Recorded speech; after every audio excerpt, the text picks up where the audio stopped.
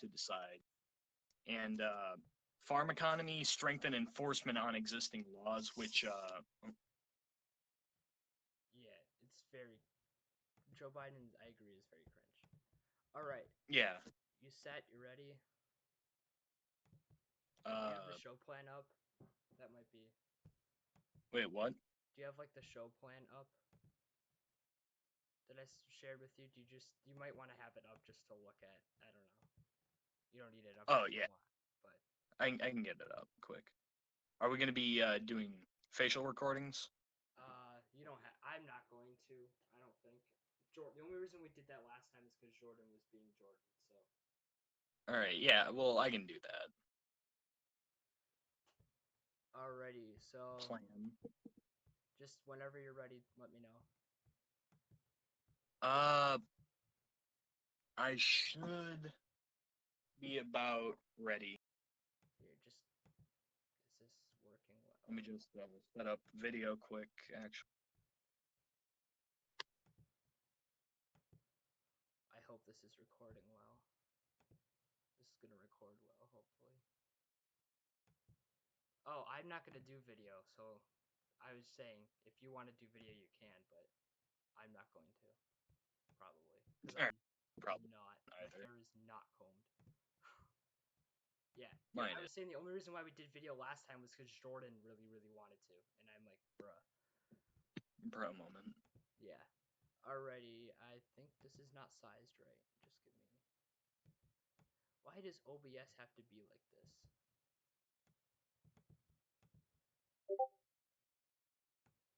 OBS is large cringe. Alright, there we go. I've heard some pretty negative things about OBS, but it's like one of the bigger software recording. Yeah. I mean not software, video recording software. Yeah. Alright. So 3, 2, 1. Alright, so the first thing I kind of wanted to talk about was the election stuff. So first of all, who are if you could vote, who would you vote for, do you think? Or would you vote at all? uh well, personally, I would vote for Joe Jorgensen, the Libertarian candidate. Oh, And same. the reason I say that is because like I'm pretty far on the libertarian scale, Right. and like I really do support a candidate who wants to get rid of victimless crime laws because Joe Jorgensen is the kind of person who both Republicans and Democrats can get behind. Democrat side of things, she wants to legalize marijuana and get rid of a lot of these pointless laws that just fuel the prison industrial complex, which has been something that the Democrats have been fairly against for a long time now and been wanting criminal justice reform. And on the Republican side, she really does support loosening up these restrictions on businesses and stuff like that. So I know that she probably won't get elected in this run because it's already been so many years in with all this political propaganda that we get taught in school and through media that there's no point in voting for a third party candidate. But, if I could vote, I would vote for Joe Jorgensen. Who? Well, what do you think? Like, what was I gonna say? Um, what do you think about the argument that Trump is so dangerous, though, that it's kind of like a wasted vote, and that our number one goal this election season should be to get Trump out, I guess. Uh, that's actually a really good question. I don't think Trump is inherently a dangerous person. More like I think he's not qualified for his position, which doesn't necessarily mean he's dangerous, right? It just means he's incompetent. And during the first few years of his presidency, there was like notable economic gain under him, but that usually happens under all presidents. Like they're all Yeah, standing on the shoulders of giants, basically. and And so, around the time the coronavirus pandemic started was when his incompetency really started to show. yeah, Like, uh, a couple notable examples would be one, his rejection of the virus entirely, calling it a hoax and all that when it is very real and has been infecting a lot of people. His next mishap was, yeah, let me try to remember.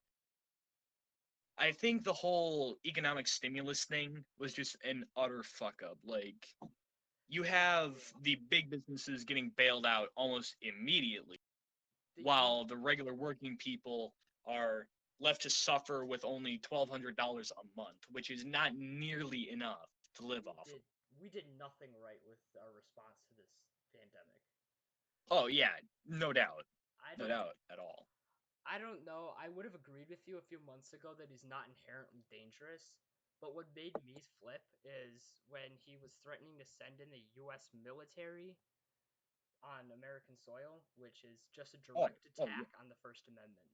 And oh yeah, definitely. that is not And something I think that that is what I was like, oh crap, we might not, he might actually be inherently dangerous. So I don't know. you A do few have a good months point. ago, I would have said I wouldn't vote at all, but honestly, maybe I'd vote for Biden now just to get Trump out, honestly.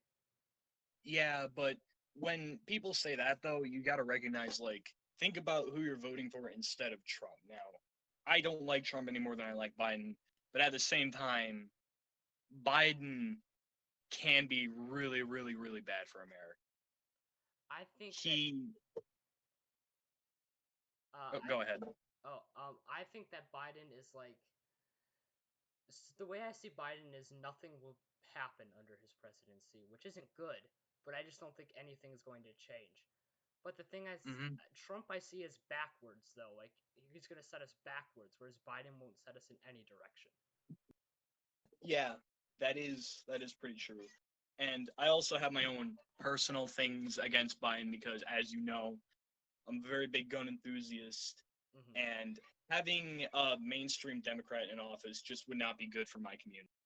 Like, there would be a lot of push towards, and I even read up on it. He does support a, not a mandatory, but what was the word? It was let me find it, a voluntary buyback. Now, uh, as we know, those usually don't work.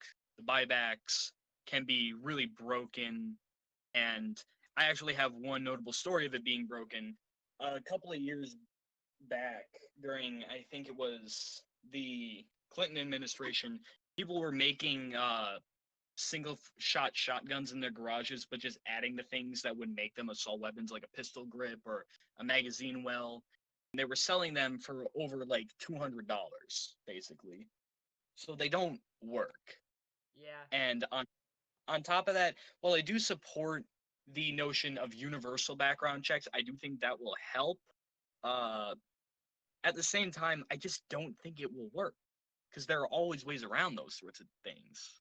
I think universal background checks are a good idea. I think banning bump stocks was a good idea, and I think getting Well, the thing about bump stocks though was it was a massive political play on the side of Trump. Like, yeah, he I gave got that. I get the, that.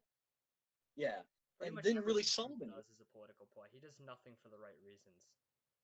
Yeah, and the whole bump stock fiasco, the bump stocks were apparently used in one shooting, but there's evidence that the Las Vegas shooter wasn't using bump stock. Hell, the story is so inconsistent that there's a high chance he wasn't even using an AR-15. There's in fact evidence that he had an M249 saw. With the fire rate of the weapon seen in the videos and the amount of bullets expended, he would have been having to carry around somewhere between 30 and 35 AR-15s just to have that ammo capacity that he expended. The That's fire insane. rates are not consistent with what a bump stock can do. It I'm just not doesn't make saying sense. And the fact, I'm not saying that that shooting was caused by a bump stock. I'm just saying bump stocks in general are bad. yeah, I get the reason why he did it was because of that shooting. Yeah, yeah, but I don't. That's not my argument. yeah, but with bump stocks, there are other things that can replace that, like say a binary trigger. A binary trigger, what it does is every time you pull the trigger, it fires, but it resets the hammer before you can let go of the trigger. And once you let go of the trigger, the hammer flies again and strikes the primer and fires another bullet, which isn't actually classified by the ATF or the NFA as an automatic weapon. It technically is still semi-auto because you're only firing one shot per pull of the trigger and one shot when you release it. It's Right. not holding down the trigger and firing multiple shots. And while I'm not advocating for banning any of these, I just don't see the logic in banning one thing when there is an easy alternative. Yeah, I get that argument. I don't know. I think that Biden's gun control positions are also um too radical. But Yeah, I again, feel like I they're just don't very think he's gonna unadvocated. do it. I just don't think he's gonna do it. Is the difference is with Trump, he's I could see him violating the First Amendment by sending in the military. I don't think Biden is going to violate the Second Amendment. I don't think he has the balls. You do have a good point, but there was I remember watching some sort of video where him and Beta O'Rourke, or Beta O'Rourke as we call him in the gun community, he was like, "Oh, Biden's gonna enforce my rules and legislation." Like, we all remember the Biden big promised that, up he yeah. made. Yeah, I doubt. like, Biden also promised to listen to AOC about climate change solutions, which isn't going to happen. So oh yeah, I highly doubt that Biden is going to do it. I just don't think he has the political balls to do it. But yeah, I feel like it's gonna be. I feel like Trump and Biden are similar in the sense that their main goal is only to get elected, nothing else, oh really. yeah, yeah. I don't And know. I feel like while under Trump we may see some bigger things happening, under both, it's just going to be relatively nothing.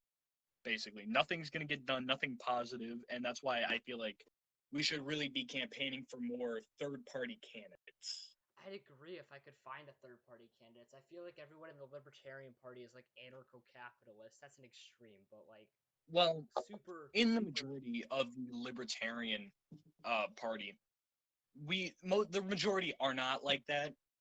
I've had many conversations with many different libertarians who have, there's got some on the left, some on the right. And yeah, of course, you're going to have your ANCAP people. Like, I was having a conversation with one who said that government is inherently bad for freedom and we should get rid of government so that we can have total freedom. I tried to tell him that total freedom leads to things like slavery. You're always going to have the crazies like that, but for the majority of the Libertarian Party, they are generally sane. They understand that there is a need for some government to prevent things like slavery from happening, to enforce the Constitution and things like that. Because without a government, there is no Constitution. right. I think that I don't know. I'm not talking about like the Libertarian Party because I used to kind of identify with that, but like Mm-hmm. candidates, I mean, it's just so far. Like they're always, I feel like way too anarchist and way too free market Oh, for me. And oh then the yeah, thing with the but Green Party, and then the reason why that's why I bring up. Go ahead. then the thing with the Green Party is that like the guy who is this isn't always true with the Green Party because actually I think the Green Party has had some good candidates, but this guy who is going to what's his name Howie Hawkins, who's going to probably win the nomination for the Green Party candidate, he is like straight up anarcho communist, Ah, I see. the exact Give me some opposite examples of of quotes. libertarian. Like Do you have any anarcho-capitalist quotes communist quotes from her or it's him? him, and I don't think so, but like I don't know. You can go on his website. He's like a self-described anarcho-communist or anarcho-syndicalist, however he says it. There's Ah, a I see. difference, but anarcho-syndicalism just means that trade unions exist and stuff. So Basically, basically, you're getting rid of a government just to create another government. well, anarcho-syndicalist is basically like there's no government, but everyone is like kind of um organized into communes type stuff, and then like trade unions are the ones who kind of not really run the communes because everyone's part of the trade unions, but like I don't really know how to explain it because I'm not an anarcho-syndicalist, but it's Yeah, kind of like trade unions are the ones who are the dominant force in society. But it's yeah, I anarchist get. still because there's no everyone's part of the trade union, I guess, kind of. Yeah, I Um, get. Anarcho-communist is just no government and just everything will happen and work itself out. which is a stupid thought process. Like humans are not rational. Like we don't Right. we don't do what's best for the collective. All right. So I guess we should probably talk about Biden's VP, Biden's Oh yeah, possible VP picks. yeah. We should just get back on track. Well, we So who can't wants go to off spearhead track. this? This is supposed to be like a conversation type thing. Like it's not supposed to be Oh yeah, super structured. yeah. I get it. The show plan So is just to move us along, kind of. yeah, I get it. So I think I'm gonna start this off with describing who my top three picks are probably going to be for like actual candidates who can get elected, and those three being Kamala Harris, Elizabeth Warren, and Amy Klobuchar. Now, Actually, Amy the rest of Klobuchar said she wouldn't do it. I don't know if you saw that. oh, She recently I came out and said she wouldn't do it because she thinks it should be an African American woman, uh, which is I see. Well uh, then, like yikes. I hate this. Like we have to pick somebody specifically off of their race or gender. Like Hmm. policy comes first, honestly. Oh yeah. And I Like just once you get into the realm of what's the word that's used to describe that? identity politics. Identity politics. Yeah, identity politics. Identity politics is a really disgusting and dirty game because you can have one small group of people who completely control all the conversation and all the policies, all the running positions. Once you go too far, of course. Yeah. So out of We really, Kamala yeah. Harris, sorry, were you still talking? Oh yeah. Um. Well, no, I guess I can. It's fine. So out of Kamala Harris and Elizabeth Warren, one, who do you think is the better option for strategy wise, and who do you think is going to get it? So like two separate questions. Well, I personally have a bias towards Elizabeth Warren because Elizabeth Warren, really well known figure in Democratic politics, and I do end up agreeing with a lot of her policies, and I feel like a lot of the Democratic Party would agree. Though at the same time, Warren does kind of go against the grain with a lot of Biden's policies. For instance, Elizabeth Warren in the past has been very critical of the Chinese Communist Party and their influence in media and in everyday life. While on the other hand, Biden's position on China is to just not worry about them so much. So I feel like that could hurt. At the same time, Warren does appeal more to the libertarian left in the sense that she wants to help deregulate a lot of rules for small businesses and help out farmers and things like that. So personally, I think she'd be the better pick for Biden purely off the fact that she's really popular in the Democratic Party and has some really decent policy. And at the same time, though, Kamala Harris pretty much would. I feel like she's the kind of person who would go with whatever Biden says, be sort of a yes man. Right, or yes woman, I guess in this scenario. But Yeah. who do you think is going to get it though?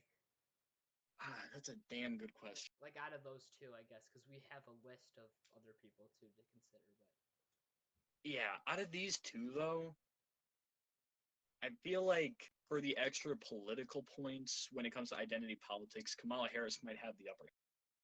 Because the Democratic Party has become less and less about actual policy and more about how many different checks can we do on the list for this person.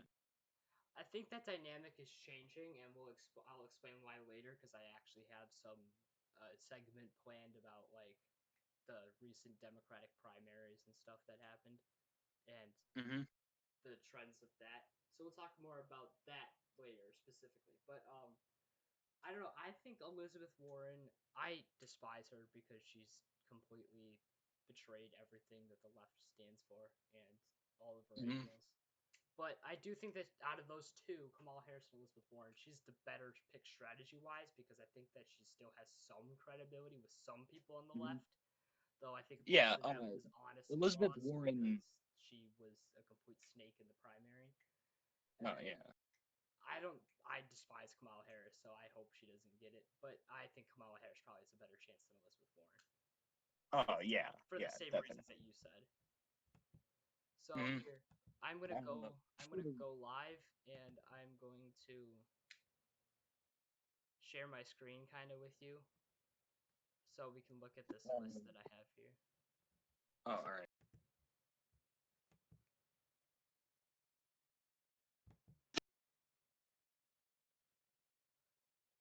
If my computer. So while I have this moment, I am going to talk about how one of the ways Warren could get the upper hand on Kamala Harris is through sheer character, because from what I've researched, Elizabeth Warren does tend more often to stand by her beliefs, except for things like immigration, where back in July of 2013, she helped sign a bill where it would make it harder for people to come into the country.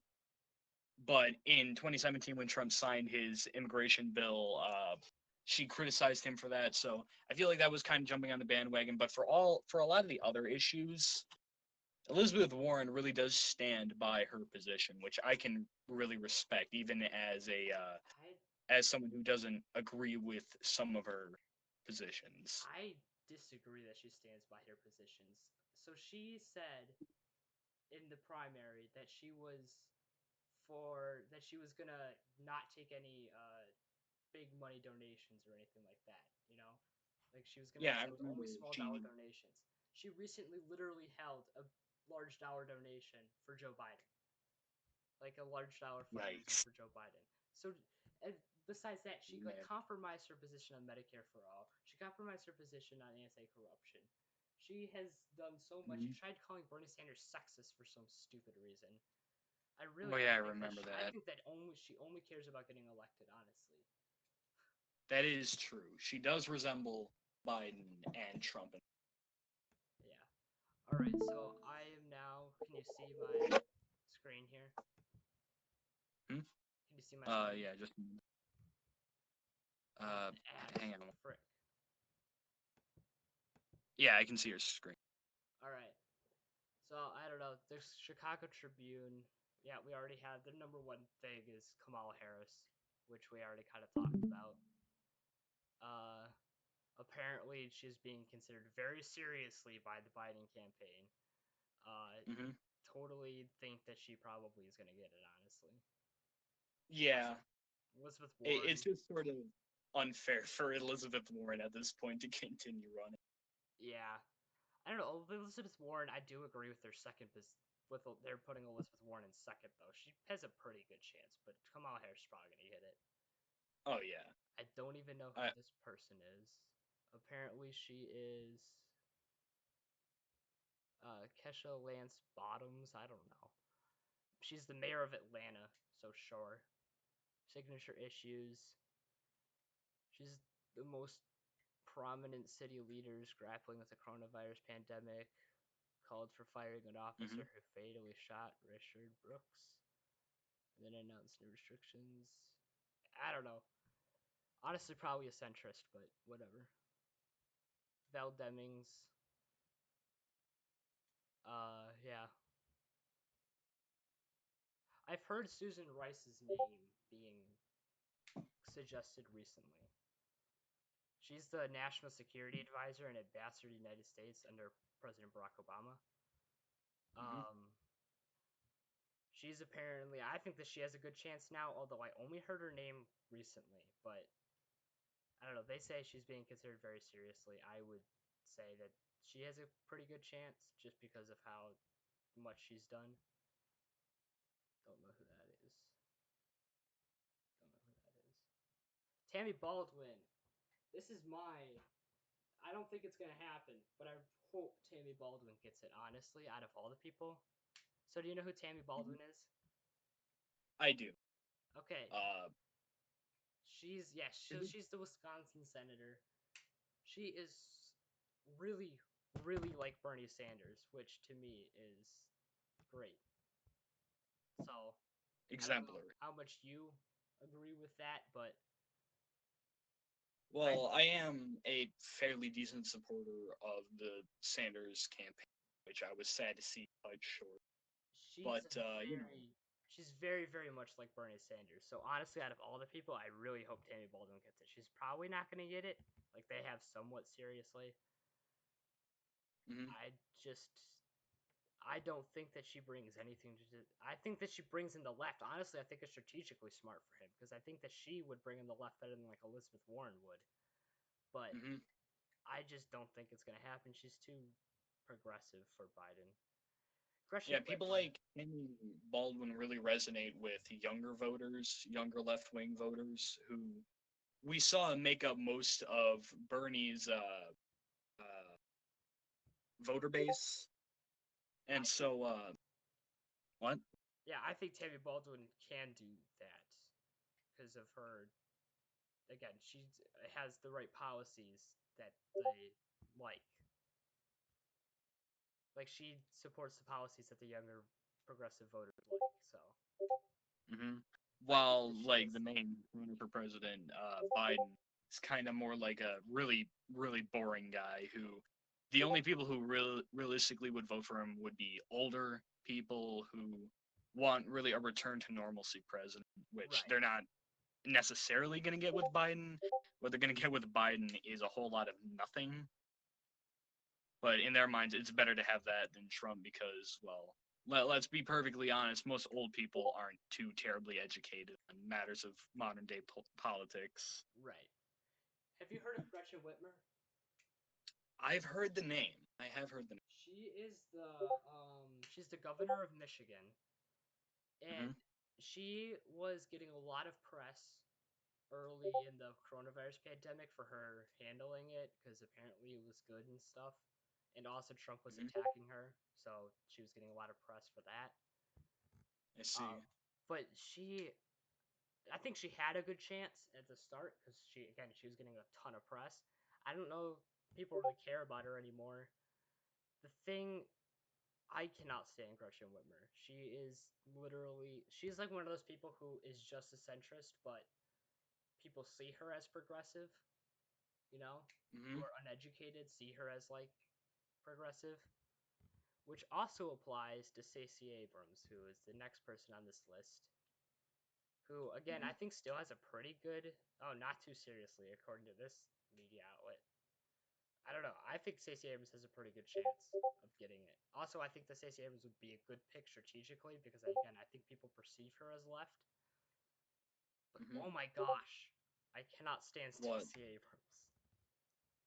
Oh, I don't know too much about Stacey Abrams. I've heard the name many times, but I don't really know many of her policies and opinions. She's just this average corporate Democrat. Ah, But I again, see. she's seen as left wing. Like she is seen as more progressive, even though she's just not. I Anyone see. else worth talking about here? No. And then yeah, withdrew Amy Klobuchar. She announced June 18th that she had withdrawn from the search process. And yeah, so there's that. It's better to just have one less carbon copy of another candidate. Right. Amy Klobuchar would have been a terrible choice anyway. She would not bring anything to the table. Also, she is just such a centrist. I can't stand her either. What do you Oh, think bro, that about means you Trump? can't stand me because I am a centrist. Centrist muncher. Yeah. Um. Anyway, I. What do you think about Trump's overall strategy? Have you seen anything about what he's like doing? Uh, I feel like Trump is going to try and do what he did back in 2016, which was insult his other candidates for presidency. I don't think that's going to work this time, though, because the only reason why it worked last time was because everyone hated Hillary. No one liked Hillary Right. at all. She was just an awful candidate, an awful person to run for president, and it just did not work. And the reason why Trump's strategy worked back in 2016 was mainly because he did have a lot of ammunition against her, like say all those 30,000 emails. But Right. in this presidency, this upcoming election, it's not really going to work this time. I mean, yeah, you had things like Sleepy Joe and all those other miscellaneous insults that we've heard countless times, but what I've seen from him is he's acting like a caged animal. He's lashing out at anything, and his handling of the coronavirus really is just going to discredit him. Yeah, I think that you're partly right. I think that Trump has a wrong strategy. I think that he is going to try to insult Joe Biden. He had a good strategy in 2016. Honestly, his 2016 strategy kicked butt. It was, I'm going to go after Hillary Clinton for being corrupt. I'm going to say that I'm the outsider candidate who is going to fight for change. She's the candidate of everything's going to stay the same. And then he Yeah, also said, that's not gonna do as much good now because he is the status quo. right, Can't act like he's not. I was going to hit on that. Yeah, he has just become, he puts Steve Mnuchin as his Treasury Secretary. He worked for Goldman Sachs. This is after Trump spends all of the campaign railing on Hillary Clinton for supporting Goldman Sachs and taking money from Goldman Sachs, and he appoints and he not and he appoints a Goldman Sachs executive to his Treasury Secretary. He's quite literally become the very thing he swore to destroy. Yes, quite literally. The other thing that worked in 2016 is he would rail against NAFTA and TPP, right? And Mm-hmm. no one likes those because they are, outsourcing jobs, and so many American jobs have been outsourced, especially in the Midwest. That's what got him in the Midwest is his trade policy, because Hillary was Mm-hmm. for NAFTA and TPP. Hillary's husband literally created NAFTA, and Trump was against it, and they're so detrimental to jobs in the Midwest. So the Mm-hmm. Rust Belt went for Trump. He's not doing that this time.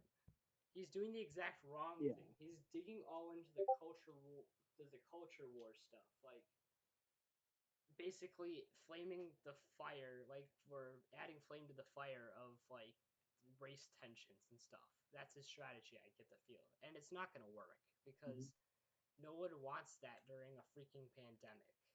You know? Yeah, the Democrats have had 4+ years of experience with Trump to know that they have all the ammunition to rail against him now. That's always one of the things that incumbent presidents have to worry about is because the other side has 4 years of stuff they can use against you now. Honestly, Biden should Mm. just sit there and do nothing, in my opinion, and then he Just wins. go back in the closet, Biden. Exactly, like he's doing right now, and it's working. Like he's up at all of the Oh polls. yeah, yeah, it's Like definitely he's not working. talking, and He that's only why. comes out he only comes out for short amount of time, and whenever he does, the like all the media companies really have to scrub what he says, Right, so just otherwise don't just bad hide things him. come out. Hide him.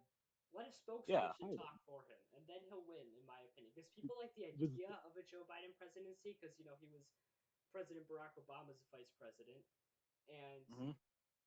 people liked Obama, so people like the idea of a Joe Biden presidency.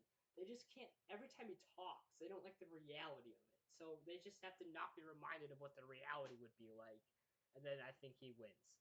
The thing with Trump. Basically, the strategy should be treat Biden like a shitty Christmas present, put him in a box, and put him in the attic, and only take him out when the person who bought it is around. Right, I totally agree.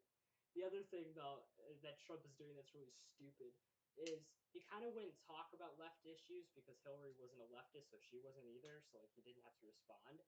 He should be doing Mm-hmm. the same thing with Biden, like just avoiding Medicare for all and all that stuff. Trump should just be avoiding it because the argument against Medicare for all is a losing argument. Like Yeah, the like vast especially the majority, moral part, the because they're vast always going to hit you with that, like, oh, you don't want poor people to be able to have Medicare, to be able to right. get care when they need it. And if you say no, then you're just going to be railed against. There's no way to win the argument. If you look at the poll numbers, it's something like 70% of Americans, I don't know the exact number, but it's something like that, are for Medicare for all. There's Hmm. no. So he should just be not focusing on it since, Joe Biden is a centrist, so he's not going to be pushing for it, so he won't have to respond. But he's And literally. when Trump's Trump ignores an strategy. issue, it usually goes away. But Trump, instead of doing this blessing, instead of embracing this blessing that Joe Biden is a centrist and he could just run on that, Trump is doing the exact opposite and saying that he's like controlled by the far left and saying that, oh, he's gonna do Medicare for all. He just shouldn't talk about it. Yeah, because that's what people want. You're only giving him more Right. credence, more credibility. It's so stupid. Also, Biden's not going to do Medicare for all. There was literally a video a few months ago of a reporter asking him, like, he doesn't have to. So, like, they asked him, so you don't have to push through the work. Like, you don't have to push it through at all. Like, you don't have to do any work campaigning for it or anything like that. Medicare for all just happens to pass the House and the Senate. Do you veto it or do you sign it? And he literally said he would veto it. Yeah, a simple look at Politico would show this. It's so dumb. So Trump's strategy is abysmal, and I think Biden's on the right one right now. Honestly, Biden's probably gonna win. Oh yeah, probably. At this, And what was it? What was I gonna say? The only possible way I can see Trump coming out of this with a majority is if he somehow manipulates his voter base into thinking like he's going to do all the things he said he was going to do in his 2016 run. Like, for instance, he might be able to resurrect the idea of the wall, which has gone literally fucking nowhere since 2016. yeah, Like, if he is able to get these issues from 2016 to come back, that's the only way I could see him winning. he's Because gotta, yeah, he's gotta really channel the I'm the outsider candidate again. He's gotta really somehow convince people that he's an outsider when he's literally an insider. yeah, when he's literally the status quo, he has to somehow trick people into thinking that he's a completely new candidate. And it's not outside of the realm of possibility for him. He's done incredible things like that before. He's pulled off feats like that many times. But this one, he might just need to know when to hold up. Yeah, I mean, he could do it, but honestly, I don't see it happening at this point. Like, all his The, advisors and the Republican political strategists are being really stupid. Like on TV, I've seen multiple Republican political strategists basically saying that his winning strategy is to say that Biden is the far left, which is not the winning strategy. yeah, and it's So not even true. I just don't think that the Republicans have the right idea here. Like he's gonna lose if he doesn't change course, he's going to lose. Hmm. So And I can see another way he could really win the presidency is if he's been kind of, from what I've seen over his presidency, flirting with the idea of going full on xenophobe. Now, I agree that we should do something about the illegal immigrant problem, but there is a line that you cross between rational and xenophobic.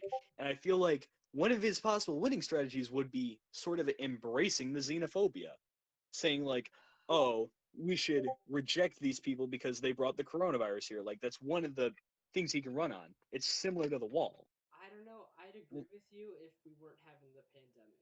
Because during a pandemic Yeah. and like a national crisis, I feel like people kind of want steady leadership, not the Well, just going to humans shout in the past, that everyone if I can bring is up bad. one historical example, like the Weimar Republic.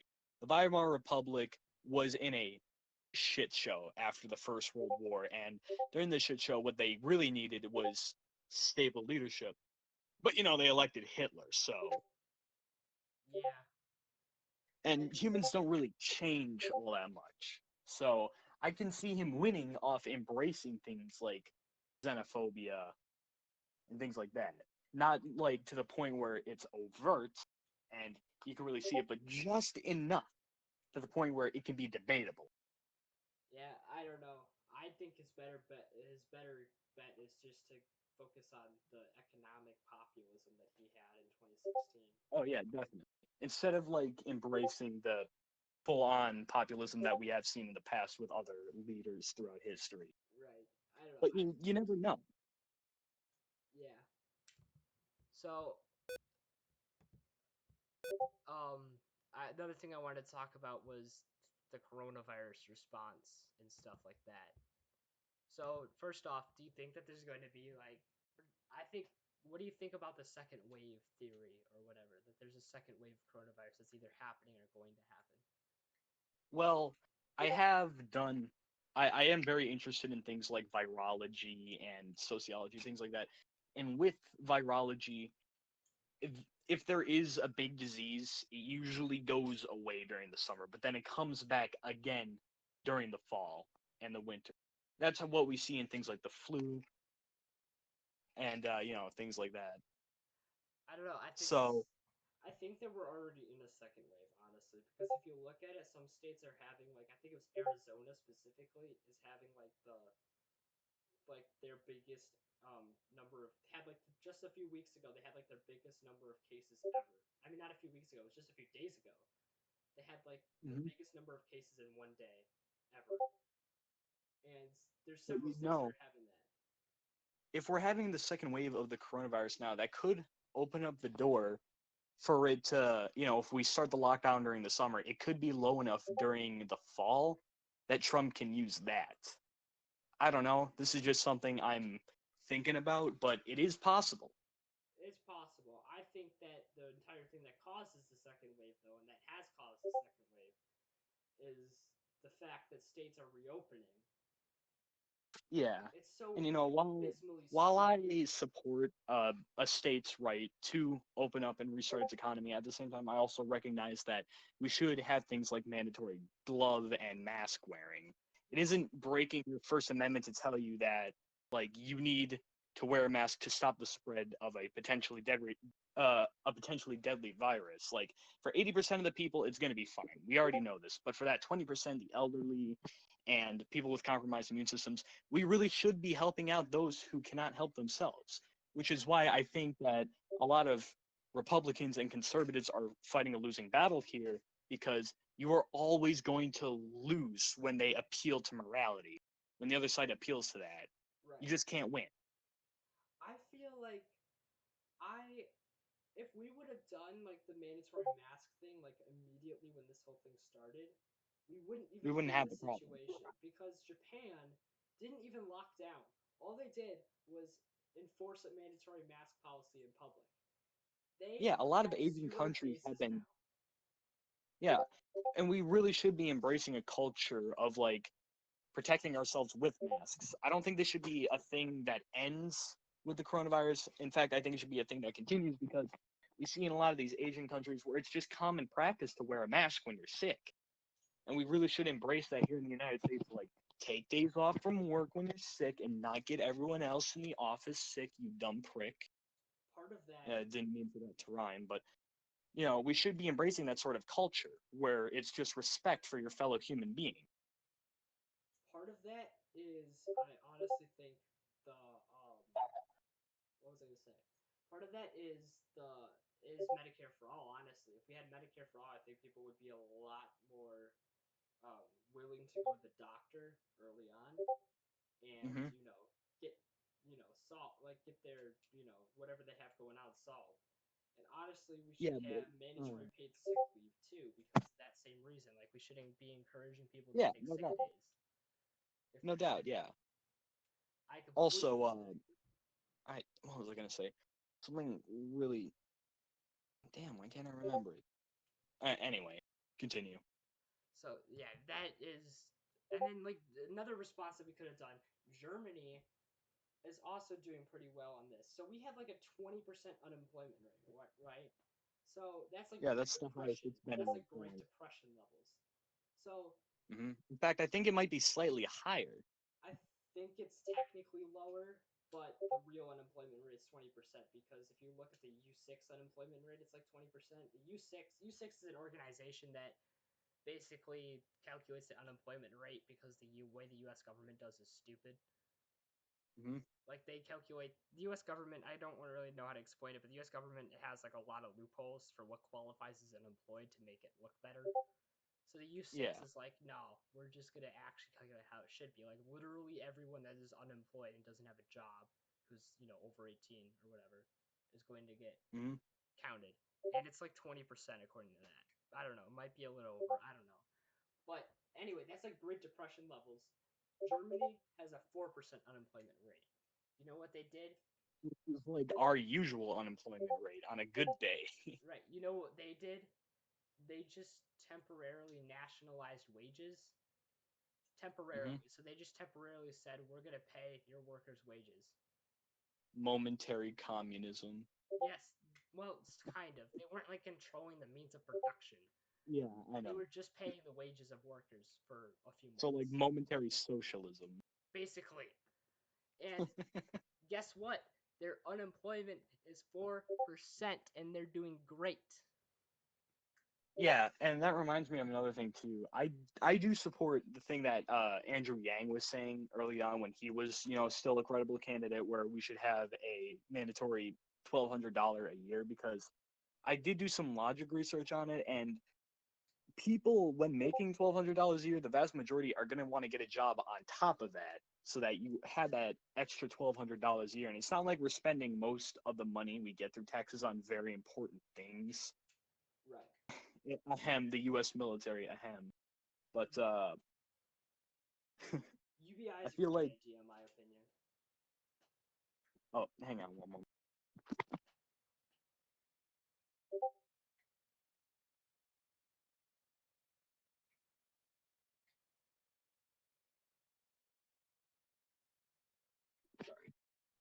You back? What was this thing? Oh yeah, most people are gonna want to get a job on top of the $1,200 a year, and it is a system that we can support. It's totally. I I think UBI is a great idea. hmm Because the thing about it is, all that money is going to go back to the economy. Because what are they going to do? They're going to spend it. Oh yeah, that's what you do in a society like ours. If you're a good American, you're also a good spender. Right. So I don't understand. Honestly, UBI should definitely, I think, be normalized as like a logical view to take. Like the Overton window should shift to UBI, I think. Because right now, I think if Yeah, people view it as a crazy idea, it's it's really not not. really. Not too Really? long ago, it wasn't even a political idea. Was it really? Yeah, it has been a thing that's been floating around for a while. I think oh, Romney. I I'm pretty sure Romney said something about universal basic income a couple of times and how he would be for it, but he never got the presidency because he's a dumbass. Let's be honest. Yeah. And so The that never came to Republican version of fruition. But UBI it was is only stupid, though. what? Go ahead. The thing that Romney was probably supporting, I don't know for sure, but most Republicans' Yeah. version of UBI is really stupid. Basically, Yeah. Andrew Yang's version of UBI is everyone gets $1,000 a month, but like it's just an add-on to kind of our already welfare stuff. hmm The Republican It's like case eternal. would replace all welfare with the $1,000 a month to support UBI. Yeah, that's not. It's like That's not how that $1,000 works. enough isn't enough for welfare. hmm It's so stupid. So that's probably what Mitt Romney supported, honestly, which is dumb. Oh yeah, most likely. And again, I can't be certain like which candidate, but I do believe it was said. Mitt Romney did say that we should give out stimulus checks or something like that, $1,000 for stimulus checks or something like that. See, I don't fully support the whole stimulus thing, where like we dumped 2 trillion, if I can remember correctly, into our economy, and we lost it all. So We lost every cent. parts of the stimulus I agree with, like the stimulus checks are definitely good and helpful, Oh like yeah, to no regular doubt. But people. like, But remember, corporate socialism. Who's right, gonna get the money first, and who's gonna get the most? like the whole we're gonna give businesses tons, like large businesses, tons of money, and then like basically the Fed bailing out the market every time it goes under. Like we spent like something like $6 trillion into the market. And I'm guessing it all just went to It waste. all, yeah. It. I remember like at the beginning of this when the market was like super volatile. Uh, hmm so it crashed, right? And then the Fed pumps like $2 trillion in, and then the very next day it crashed again Yeah, in that's what like I was referencing. hours. It took like 14 hours for them to spend it. That's literally like, if I can remember correctly, a very large chunk of America's total tax income But gone. they're not using the tax income. This is the other thing that ticks me off, and honestly, I don't know how much you're going to agree with me on this, but the U.S. government agrees with me on economics. They just don't want to say it because they're all corrupt. So there's hmm this economic theory called modern monetary theory, which basically states that as long as you can create more resources, there's no real limit to how much you can really spend because you can always back it up with Hmm. more resources. That's very simplified, but that's kind of what it means. It sounds kind of out there, but the more you research it, I think it makes sense. No, I think it's reasonable, especially like if we're talking about and now I'm gonna get into the field of far future thinking. Think about a space society that has been able to start planetary mining and stuff like that. As long as there's always an uptake of resources, like you said, there's no spending cap. Right. That's basically the overly simplified central idea of modern monetary theory. And the U.S. government clearly believes in it because that's what the Fed was doing. When asked if Oh yeah, yeah. when asked if the taxpayers were going to pay for it, the guy who runs the Fed, I don't remember what his name is, was literally like, "No, we just go into their bank accounts and add a couple zeros." Holy fuck. And I'm like, so they know that you can literally just print money, but they're not doing it for like Medicare for all. For that, it's too expensive. It's like, No, it's no, all about picking and choosing what's best for industry. right. Like Medicare for all is not good for insurance companies, and insurance companies make the U.S. government a whole lot of money in kickback. Like honestly, I wouldn't like suggest this and run on it if I was a politician because I think it's a little bit too far out there. But honestly, we don't really even need to raise taxes to do Medicare for all because of modern monetary theory. Hmm. Like we can quite literally just print the money. Yeah, Because we're the most powerful nation on earth. Who realistically is going to stop us? right, the U.S. isn't going to default on our debt. Our national debt isn't that big of an issue. I'm sorry, our deficit's not that big of an Yeah, issue. because we know we're never going to pay it back, but China can't force us to pay it back either. Right, and also again, we can print money because we are a wealthy nation with a lot of resources, and as long as we can create resources and products that people want to buy, we can pretty much back that up with money.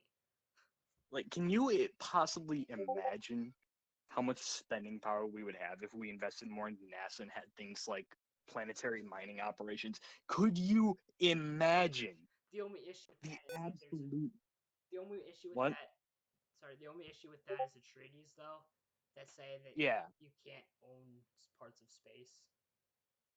but then again, like, who's gonna stop America? In the past, we've broken these laws quite a bit. Yes, but also I hate that because we should be following international laws. And yeah, I agree. I think that space should have parts of it that can be owned, like how you can buy land on, say, uh, the moon, or well, actually, the moon is a shithole because you can't really build anything due to, and I'm not gonna go into the science of it, but like, say, owning a bit on Mars to do iron mining operations. There's a lot of iron on Mars, Right. and so by doing that, uh, you can generate a whole lot of income for whichever government the company aligns closest to. I think that should be completely fine and legal. Yeah. Because I've how are we going to handle it once we do become that sort of civilization? I think that a better way of doing it is having the UN kind of do it and then kind of split the resources that we get from that between like everybody in the So UN. kind of like Halo, how they do it. Yeah, like kind of like have the UN kind of run it and then split up the resources gained from it based off of based off of how much the country is contributing, you know? Oh yeah, yeah, Like if that makes America sense. contributes like 90%, then we get 90% of the resources, you know? I just think it Hmm. should be owned and regulated by the UN. That's how I think. Yeah, I get that. Kind of like how Antarctica is. Right. And I that's what I would think for space mining if that ever is a thing that happens. Oh, it's going to be a thing if we don't want our entire species to collapse. But you Eventually, know, I think I agree with you. It's just, is the species going to collapse? Is my question. Honestly, I'm a kind of a pessimist on that. it is possible that we could through something like, say, a disease. If coronavirus did have a sudden mutation, which is possible, the flu does it all the time. If it did have a sudden mutation in how it works, it could potentially wipe out millions. The biggest threat to humanity has always been disease. Not even nukes can compare to Right. disease. What do you And think? so, What do you go think on. about? What do you think about the coronavirus's effect on the election, though? Like, how do you think it's gonna? Uh, I think it really does give the edge to Democrats. It really does because with Democrats doing the whole mail voting thing and Republicans just like completely ignoring that prospect, they just have the advantage. Trump's It's going simple. against mail-in voting. He is literally, that's the other thing that's stupid. He's tweeting like mail-in voting increases the chance of like fraudulent votes, which is just not true. How? How? It's How? proven factually incorrect. It's so stupid. And he's literally saying that we just shouldn't have mail-in voting. People should just get sick. And it's really only old people that are going to vote in this election, honestly, to be honest. They're all Oh going yeah, to it's die. always the old people who vote. They're going to die if they vote in person. But it at the end of the day for Trump, it's not about like him caring about how many people die. It's about him getting reelected. Oh yeah, totally. He does not care about anyone but himself. I don't He's a even think complete he's gonna get. narcissist. This is a terrible strategy for him to get reelected too. He's killing off his own voter base. That is true. Yeah, he doesn't think that far into the future. He He's never a has. moron. He is a literal moron. I agree. My parents think he's like some evil genius. Like, Hang on one moment. Sorry. you're good.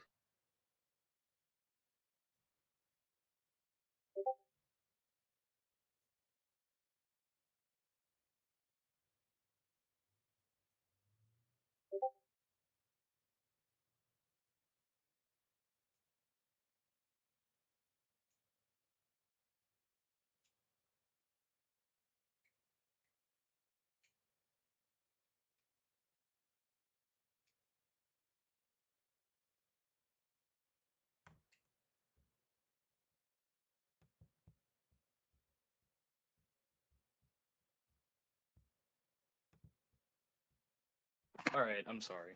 You're good. My parents think Okay. that What were Trump you is saying some now? literal evil genius, and I'm like, no, he's just a moron. Wait, who? My parents, Oh, like, yeah. he's like they He, think he's planning all this, and he's just a moron. yeah. There's no planning behind this. If there was any sort of planning behind this, he would have realized that this was all a bad idea. He literally said that insulin, like he was talking about insulin or whatever in some bill that he or some executive order that he signed or whatever, and he was like, should I be using insulin? I'm like, What? are you What? stupid?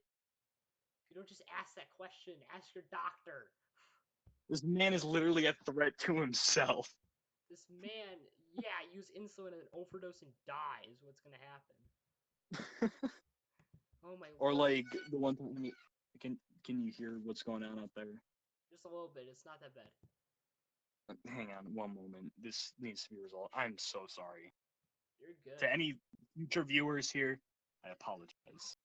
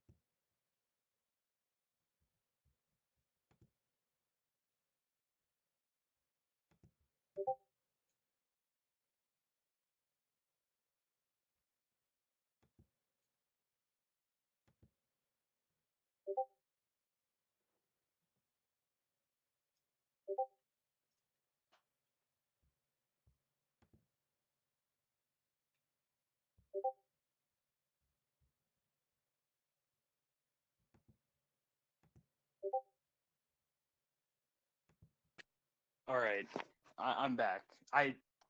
The main problem is a bunch of kids in the house, bunch of people, Yeah. and they have nowhere to go. All that, which helps me segue into one of the points that I wanted to cover about the whole handling of the coronavirus. Yeah. So, one of the things that gets some attention, but not enough, really is how families are being affected by the coronavirus. Hmm. How keeping people inside for too long really affects them. And so you can't really send your kids to things like daycare or, well, hell, even school at this point because there's a fear of getting infected. Yeah. One moment, please.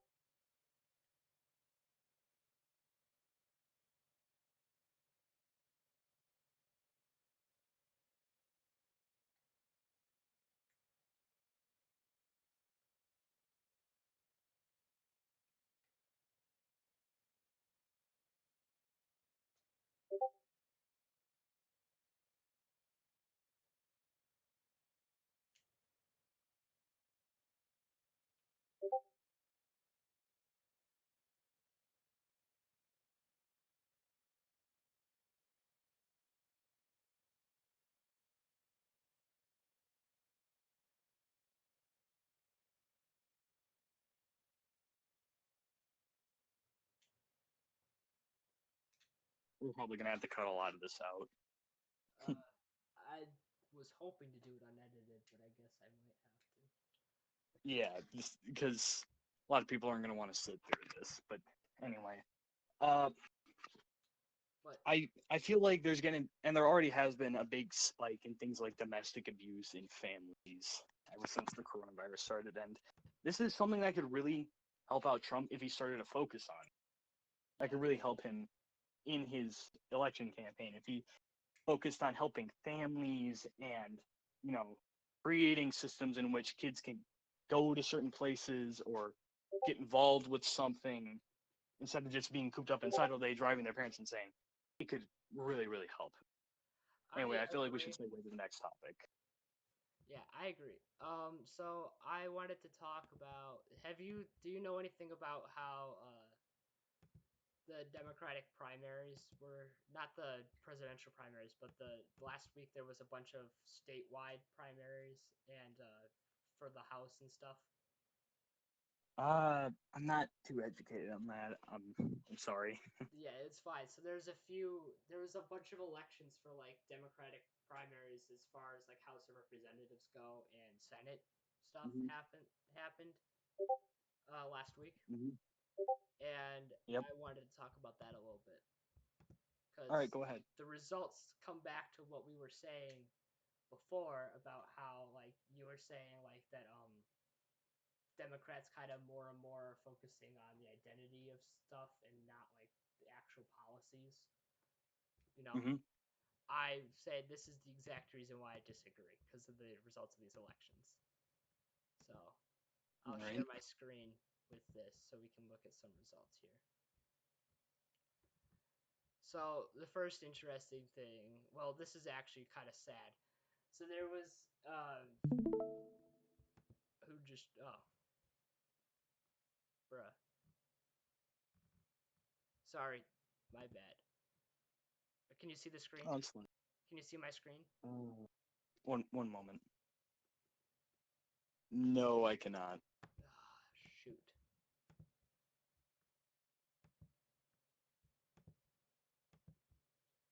My computer's being stupid. Okay, can you now? Let me try real quick. No, I cannot. Ah,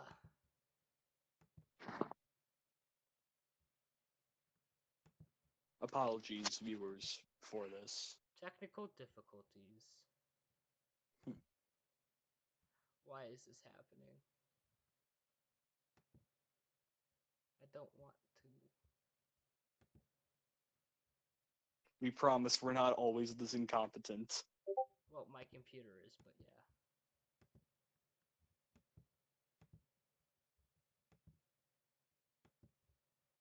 Alright, come on.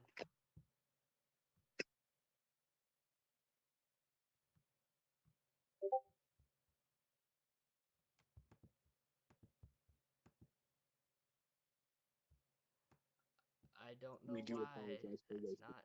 Here we go. Nope. Got it? Alright, so we're just gonna not share my screen, I guess, because Discord is being dumb. Ah, I Slash my see. computer is being dumb. But anyway, I'll just read off the stuff, the results and stuff. So Mhm. there was one of the primaries was for Kentucky U.S. Senate. So Mitch McConnell is up for re-election, and so Mhm. basically the Democratic challenger primary was a few weeks, well, I think last week, and so there was a Democratic socialist, Charles Booker, who was. Oh yeah, I've heard it Do you know before. who Charles Booker is? I don't exactly know who he is, but I have heard the name. Oh, well, you might be thinking of Cory Booker. That was the other person, but he's not the same. But anyway, Charles Booker was running to face Mitch McConnell in the primary, and he came so close to beating his centrist challenger, Amy McGrath. But Amy Mhm. McGrath edged him out by, okay, it's literally, okay, so Charles Booker got 42.6%, and Amy McGrath got 45.4%. It was That's 3%. pretty. And Amy McGrath had like billions of dollars on her side, and she That's barely insane. beat him. So there's that happened. Um, what was the other thing? Oh yeah, and then the other thing. So the media was talking about how AOC might have some trouble getting reelected somehow because they're Mhm. all dumb people and don't understand the popularity of AOC. But anyway, Yeah. so AOC, they were like, oh, her opponent has a big money advantage because they all take corporate money and stuff. AOC Mhm. won her re-election primary with 72% of the vote. She destroyed. And That all the is media was like, oh, insane. she might lose, she might lose. So I find that kind of funny. Oh yeah, another one, Jamal Bowman, who was another progressive Democratic socialist, like Bernie Sanders basically. Uh, Mhm. he was running in New York 16 congressional district in the Democratic primary. He was running Mhm. against Elliot Engel, who was he was in Democratic leadership, House leadership. He was that, Mhm. you know, he was a centrist corporatist. He was in Democratic leadership. He's had like 16 terms. So he's been there a long time, and he had like all of the money on his side. And Mhm. Jamal Bowman beat him by Hmm. 30% of the vote. Like he had more Oh my 30% god, over. He that's under insane. I know 30% difference. He another one that romped him. I don't.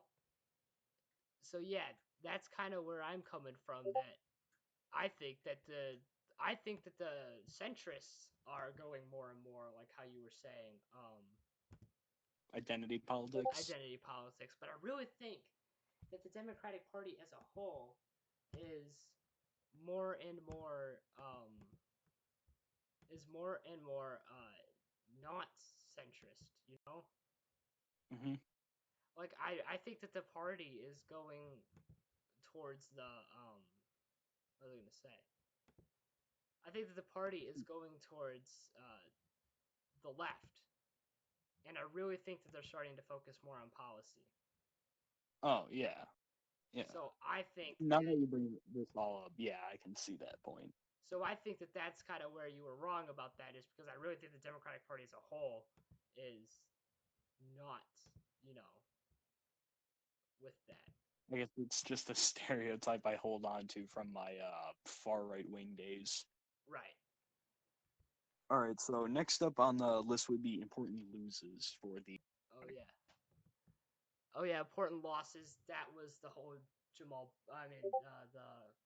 Charles Booker thing that I was like, oh, he lost. Sad. Mhm. Because if he would have won, and he barely lost, but if he would have won, then we would have actually got a real leftist up against Mitch McConnell for the first time ever. And Mhm. he would have, I mean, that would have been an interesting race to see. Because I don't know that Mitch McConnell would have lost, because, he's the freaking majority leader in the Senate. But that would have, like, he's never really had to face a real leftist before. So it would have been interesting to see. And Yeah, you can't fight someone who you've never like. You can't fight a person who is completely different from you unless you actually know them. And in the case of Mitch McConnell, it seems he doesn't really know a true leftist. Right. He's never had to go up against. He's never had to go up against a leftist. The other thing is, uh, well, there wasn't a primary for it, but there was, so California, so you know Nancy Pelosi, right? So her district Yeah. has kind of a different way of doing things. Instead of having a primary, it's like everyone kind of gets to run. I think it's the top 3 or top 2 in each party gets to run. So instead of like the Mm-hmm. first one. So Nancy Pelosi doesn't really have a Republican challenger, but she actually has a Democratic challenger named Shahid Buttar, Mm-hmm. and he is a progressive Democratic socialist. And Mm-hmm. if he wins in November against, if he unseats Nancy Pelosi, which probably won't happen, but if he does, again, Nancy Pelosi's never really had to run up against a progressive. If Shahid Buttar Mm-hmm. wins, do you imagine the message that it sends to the rest of the Democratic Party? Oh yeah, I can only imagine, especially in one of the biggest states for the Democrats, for leftists. Yeah, they're just Like, gonna.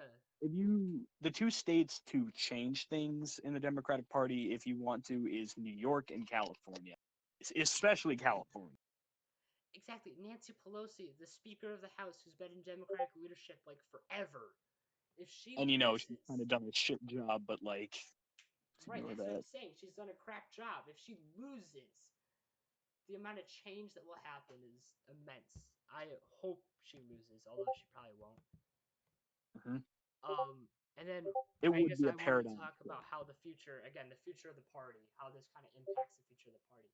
So I think Hmm. that this signifies it turning left because, again, if you look at like how, even like if you look at the 2018 midterm elections, you know, Hmm. AOC won, right?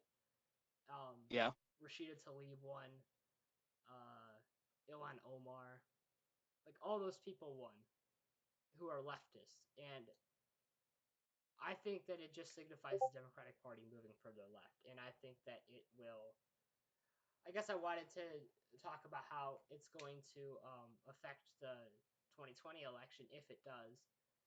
I what do you so do you think that the amount of leftist candidates that are being kind of elected will shift Joe Biden to the left at all? Do you think? I feel like Joe Biden is one of the more influenced candidates, and like I have my reasons for thinking that. I won't go into too much detail, but overall, yeah, I think with if he wants to keep up with the whole Democratic Party and not get left behind in the dust, he will have to make changes. Right. So yeah, I think And his. also, I had a thought. Oh, go ahead. No, you go. All right. Uh, I was going to start like a whole new thing to add on to this. So if you wanted to get what you were going to say out of the way first, that's fine. I was gonna move on, but if you have more to say, please do because I was just out of things to say. All right. Well, my question is this moving further to a left a trend that we can see going far, far into the future for the Democratic Party? Like, how far left will they go before it plateaus? I hope so, and I think so because it's a trend that will go far and far into the future. Because again, in 2018, we had a leftist, more and more leftists getting elected. Bernie Sanders Hmm. almost won the primary; he was so close. Medicare for all pulls at what 70%. Um, Hmm. Free college, same thing. Not as high, but still above water. All these leftist policies pull, like the overwhelming majority of the country supports it. And I think that it's going. I think that this is a trend that's going to continue. Like, especially, it might not happen for president for a few more terms. Like we might Hmm. not get a real progressive president for a while. But I think that every year, every 2 years, the Senate and the House are going to get much, like further and further left. All right. And how far to the left do you think they're going to go before it does eventually plateau off? Like, could we see it be more of a more handable thing like democratic socialism, as Bernie Sanders calls himself, or could we see the potential rise of a more Marxist Democratic Party, as many of the stereotypical conservatives would say? potentially, and now I don't want to sound like a stereotype here, but potentially a communist democratic, a socialist democratic. It's going Could to we be, possibly see that? if it does happen, and by the way, I would probably stop supporting it if it got to a certain extent. If Hmm. it does happen, it'll be a long time in the future. America, neither party, neither people is ready for Marxism. Yeah, neither side really even likes it either. We had the whole Cold War now, and that's going to be relevant for a long, long time. Nobody is ready for Marxism, I don't think. And even if it does get that far, it'll be super far into the future. I think the furthest it'll go is social democracy. Like Hmm. maybe we'll get worker-owned co-ops. Yeah. Maybe. That's a big maybe. Hmm. Because like not even Now, Bernie my main Sanders supports concern, worker-owned co-ops. hmm my main concern here though is that like we see more and more leftists start to get elected, it's moderate, and then suddenly out of nowhere, it's just starts going far, far, far to the left, really, really, really, really quickly, like a snowball effect. Now, is this a legitimate Oh, 1 minute. Oh, wait, no. No, go. Sorry, siblings. They're not. I'm so sorry for It's this. fine. You're fine. So you were saying, is this a legitimate concern? I don't think it is, honestly, but that's probably my bias speaking. Oh, he's muted. All right. So you were asking if it's a legitimate concern that they might move like super far to the left. I don't think it is, but that might just be my bias speaking. So I don't know. Yeah. And the way I look at it too is that I'm not too concerned about it happening, though. At the same time, I do believe that there is a very real possibility we could see a snowball effect happen within the Democratic Party, because we're already seeing radical changes happening where, as the old Democratic Party used to be the corporate Democrats, who uh, were the party of status quo, who wanted to keep things the same. Now we get people like Bernie Sanders who really want to shake things up and make changes to the thinking of the Democratic Party. So my concern is that eventually, very soon, Bernie Sanders could be seen as old and outdated. Then we get someone who's even more left in, and the cycle continues of, uh, you know, of radicalization, and not like violent radicalization, more just moving to the left very fast and in a large way. I have faith in people and like the people to not elect that stuff. So even if the party goes But that far left, I just don't think they'll have very much success. I don't think though, communism is ever going to take hold in America. oh I yeah, think yeah, probably not in our lifetimes, no. But the my main furthest. concern is that if it does, to quote Star Wars, "How democracy dies is with thunderous applause." Now, my main concern is that people will not be educated enough to see this. And, that's a very real possibility, not to act all high and mighty, but there are a lot of people who are very uneducated on both sides Right. about things like history and politics in general. And my main concern is that there will be cult like followings to these sorts of charismatic leaders who try to prop up their position, such as the way Lenin or Hitler or Stalin did. It's possible, I guess. I really think that the furthest we're gonna get, and this is a big if. I don't even think we're gonna get this far. I think the furthest it's gonna go is like Sweden and Denmark and Norway. So like democratic socialism at the very most. Honestly. So, moving on to the next part of the discussion, Right. we will be talking about John uh, Bolton's book. John Bolton's book. Yeah, Have you heard anything about this? I have. I actually watched I think it was a MSNBC documentary about John Bolton's book, where he detailed some of the main talking points of the book and how, like, uh, what his personal thoughts are. And, I respect John Bolton in the sense that he does go after legitimate issues and doesn't try to do ad hominem attacks against Trump, like a lot of these books do, like Hillary Clinton's stupid ass book. Oh my god, that like basically blamed everyone else but her for the election loss. Oh yeah, I saw a joke on yeah. Twitter. It was like, it's not very often that we get the answer to the book, to the question tackled by the book on the cover of the book. What happened to Hillary Rodham Clinton? Like That's that. pretty damn good. Why? But I and, kind of disagree with you there. I have zero respect for John Bolton at all whatsoever. And the reason why is because he is large warhawk, and he oh yeah, like Bush. yeah, honestly, he was one of the main reasons why we got into the Iraq War. He said that we Really? should go to war with Venezuela, North Korea, and Iran. And Whoa, actually, whoa, whoa, whoa. yes, I don't think he said it at the same time, but he was. People have been like, "What should we do about North Korea?" And he's like, "War. What should we do about Venezuela? War. What should we do about War. Iran? War." War. Yeah, and I get it. it's beyond crazy.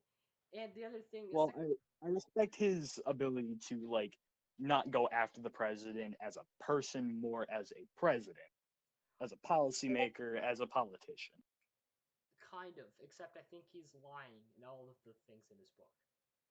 Oh Or at yeah, least probably. overstating the truth. Because honestly, I could see Trump doing all of it, but like one of the things, I think he's really just trying to take down Trump. I don't think he's trying to do it for his. Yeah, I think he's doing it I'm for his guessing own gain. someone paid him a lot of money to make this book. Right, he's doing it for his own gain. He's not doing it to. He's doing it to take down Trump and for his own gain. He's not doing it for public good. And the other reason why I Hmm. picked that is because I don't have the link to it, but there was a story that came out of somebody found out like why he wrote the book, and his stated Hmm. reasoning for writing the book is that Trump wouldn't like the moment he knew he was gonna go against Trump was so before we killed Soleimani, you know that the general in Iran for Iran. New General Salami. Yeah. Before we killed him, Trump was gonna One actually minute. do a One different minute. attack, and the original One. plan was to kill him a different way. Hang on. It was like 1 minute. at a different time. It was like a month earlier, and the only problem is Trump stopped it like right before it happened because he was like, "There's gonna be like 150 casualties, and I can't have that." He said too many body bags. Quote. And Bolton was like, "This is the most stupid thing I've ever heard a president say." I'm like, "What planet do you grow up on?" Like, he stopped it because there was going to be 150 innocent civilians dead, and John Bolton was like, "No, not a good excuse to stop it." So the thing was, he like, wait, Anthony, are you back? Yeah, I heard everything you said. Okay. He's basically justifying going against the Geneva Convention for purely political purposes because he's a war hawk. So yes, that's the entire reason why he doesn't like Trump is because he's not hawkish enough. Yeah, that's one thing you can at least credit Trump for as a Republican. He's not a war hawk. He I talks a think big he's still game, a but he's war like a hawk, just chihuahua. not as bad as Bolton. Dude, he said he would get Yeah, us out of the Afghanistan war, and he didn't. He said he would get us out of Iraq, and he didn't. He said he would get us out of Syria, and he didn't. The only but hey, thing at least he didn't get us into new wars. that's true. I'll give him that. He almost got us into a war with Iran because he freaking killed Soleimani in the first place. And again, John Bolton's only problem with that is that he didn't do it earlier and kill 150 innocent civilians. Hmm. So that's why I don't trust John Bolton or anything he says in that book, honestly. Yeah, the only reason why, sorry, I'll finish up what I'm saying in just a minute.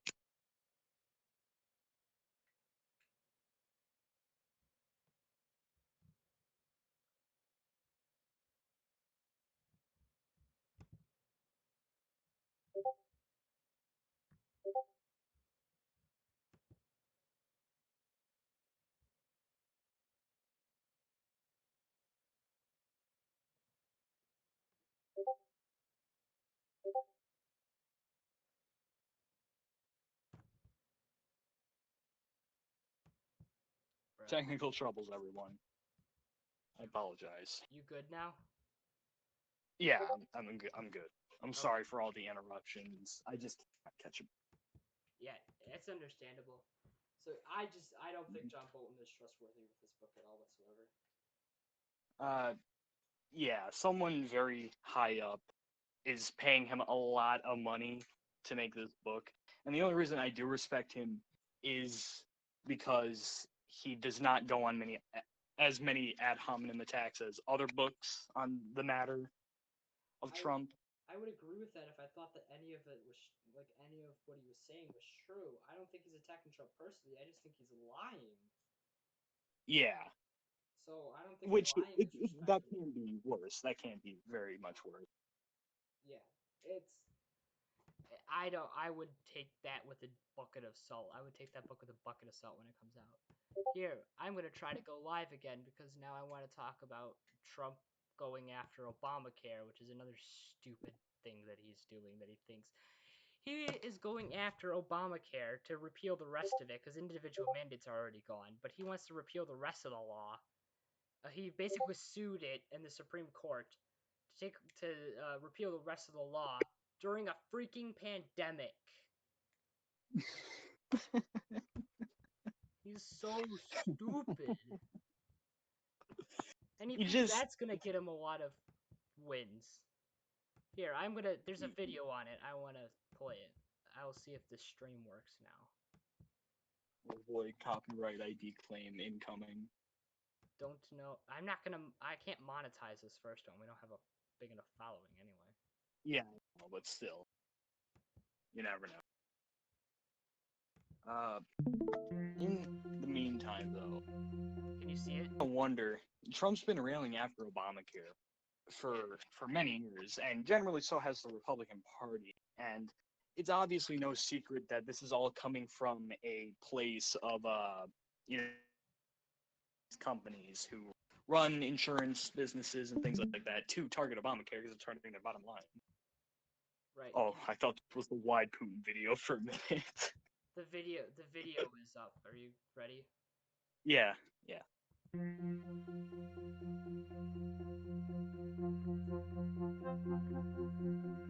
That's a HuffPost video that I saw.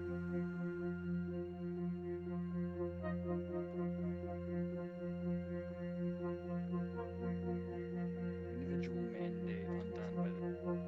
Yeah, they already got rid of that before, which basically was the backbone of Obamacare anyway. But now they're going for the rest of it. Kicking a man while he's down, basically. Basically. Holy Support by fuck. 50%. Holy Jesus. 20 million people lose their health insurance during a pandemic. That is completely unacceptable. And Trump thinks this is what's going to win the election. This is about the No, lives he's just making himself look like more of a bumbling fool of the than he already American is. people, right in the heart of the time of the pandemic. It was wrong any time. Now it's beyond stupid. Dude, I agree with that to the most extent. Insane. Stop trying to get rid of the Affordable Care Act. Stop taking away people's health care and their peace of mind. Now more than ever, stop trying to steal their peace of mind. For once, I'm agreeing with Biden. I cannot comprehend the cruelty Can I comprehend the cruelty that's driving him to inflict this pain It's called money. on the very people he's supposed to serve. We're going to deliver real change that once again puts America first. by knocking out the poor. How? That begins with immediately Puts America first by repealing making sure and 50% of Americans replacing lose health the care. disaster known as Obamacare. That's really funny. Obamacare has to be replaced, and we will do it, and we will do it very, very quickly. It is a catastrophe. So we're going to do repeal and replace. Very complicated stuff. dumber. And we're The going to further get a down the health rabbit bill hole you go, passed. the We're going to more get health care brain cells taken you're care of in this country. That's enough of that. Oh my god, it's so stupid. You're really putting America first, Mr. President, by possibly causing hundreds of thousands of people to die because they do not have Medicare. See, the base may actually like this now because for some reason Republicans don't like Obamacare. They like Even though Obamacare they when were you the go ones who through created all the like what idea. Obamacare does. Like if you go through everything Obamacare does, they agree with it. But then when you just say Obamacare, they disagree with it because Obama. Yeah, because black man's scary. Yeah, basically. And so his base might agree with this for now. But dude, as soon as they're gonna lose all their health care, as soon as like the Medicaid expansion goes away, and then they're not gonna have health care, they're gonna be like, that's not what I meant. I feel like the tactic that they're gonna go for in this is like, you know how Mitt Romney originally came up with the idea that would eventually become Obamacare? I Oh feel yeah, like, yeah, right. That's the Heritage Foundation. I forgot about that.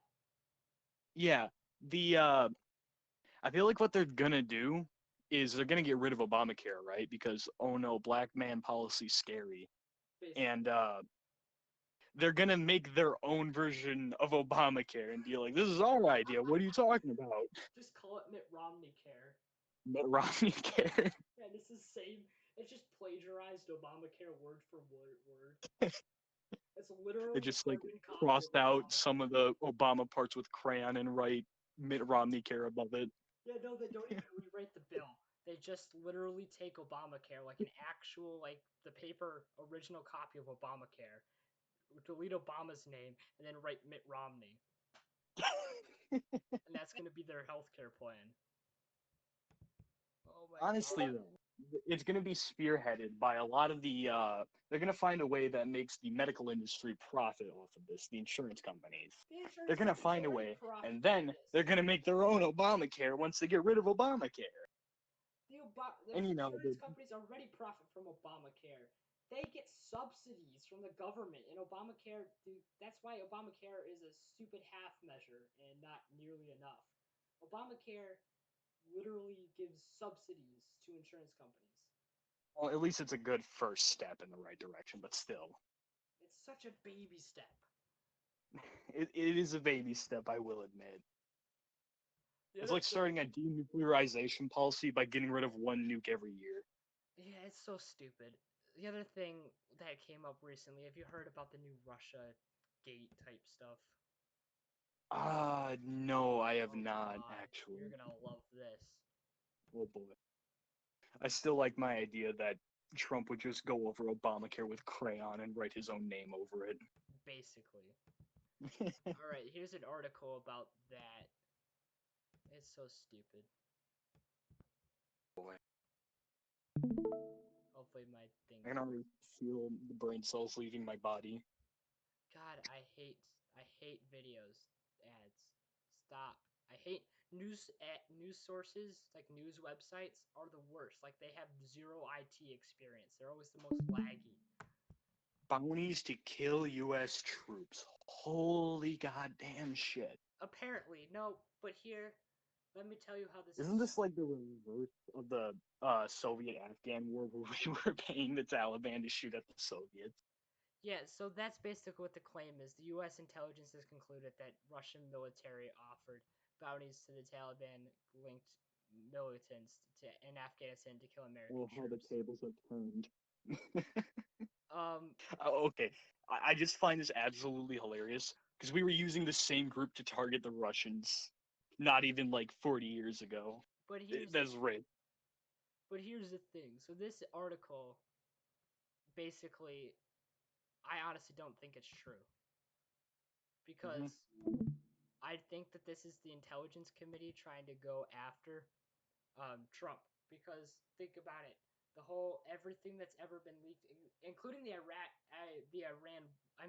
War, like that Saddam Hussein had weapons of mass destructions. Yeah, it Mass just wasn't destruction. true. That was leaked by the intelligence community. The same intelligence community that is basically now saying that we offered bounties. I mean, that they offer bounties to kill American troops. But here's the stupid part. Why would they take... The Taliban's already killing American troops. Why would they need to get paid?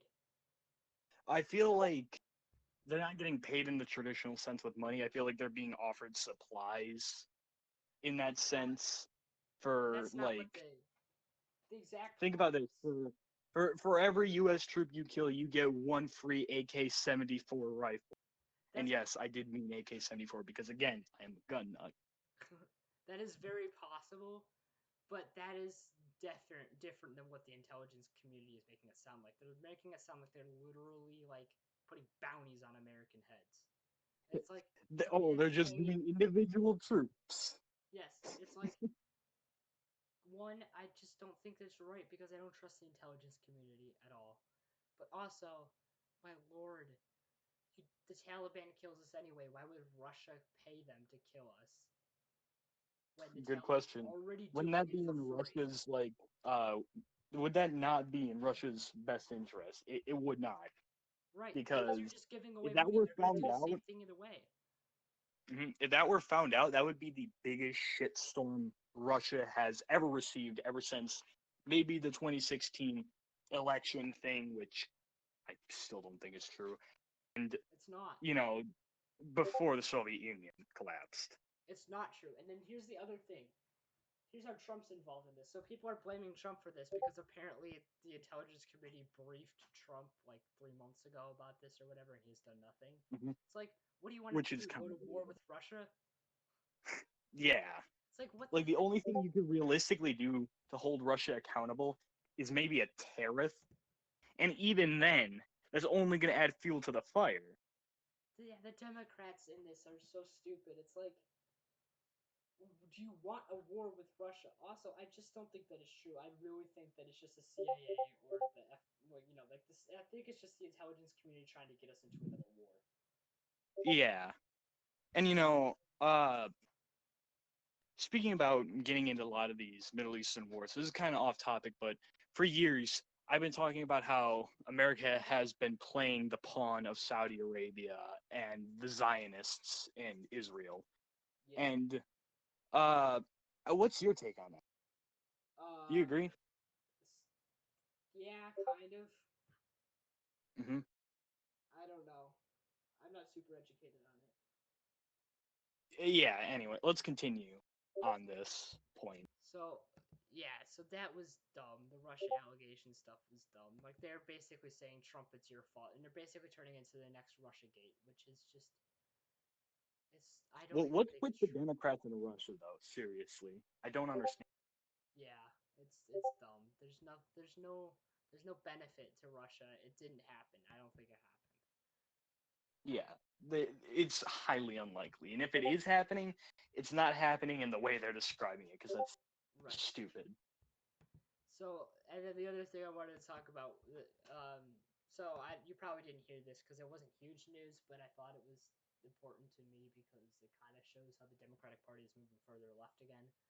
So Bernie Sanders and the bunch of progressives in Congress, basically against the Democratic Party as well.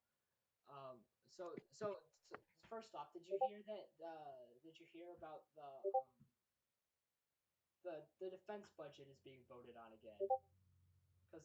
Yeah, I did hear about that. Yeah, the Department of Defense is basically made a budget request, and it's being debated and voted on in Congress right now. Bernie Sanders introduced an amendment that basically says, no, screw you, we're going to do the exact opposite and cut 10% of your funding from every single category except for payment and healthcare. I would, probably support that due to how overinflated our military already is. I would 100% support it. 10% isn't even enough, but it's a start. But it is a good start, but think about how much 10% out of every category except for payment and healthcare. Imagine how much money that adds up to. That's quite a few $1 billion. Yeah, I think it honestly should be like 25%.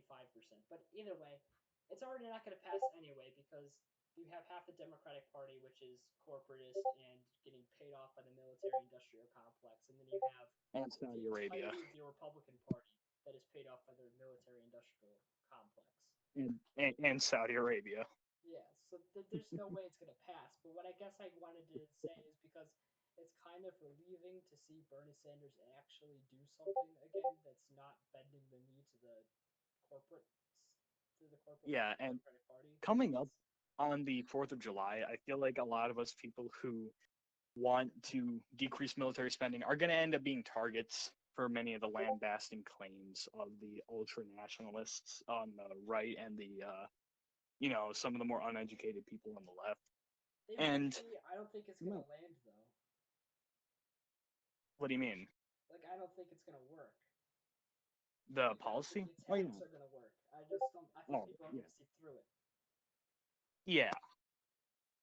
But there is never going to be decreased military spending with Republicans. We already know this. And don't the Republicans hold the majority? If I remember correctly. In the Senate. Yeah, so it's not gonna pass the Senate at all. The Democrats aren't gonna pass it, honestly. Yeah, and which sucks because Bernie Sanders makes some of the best policies, yet he's hated by both sides. Right. Like, the only people who support is, like, AOC, Rashida Tlaib, Bernie Sanders, Ilhan Omar. Like, those people. No one else. Yeah, I don't feel like Omar really has any place talking American politics, but, like, let's ignore that. Yeah, I don't know. Not really educated. I know Ilhan Omar is kind of a big... Anti-Semite. Yeah, she's an anti-Semite, I guess. But she has a lot of good, I don't know, she's good on economics.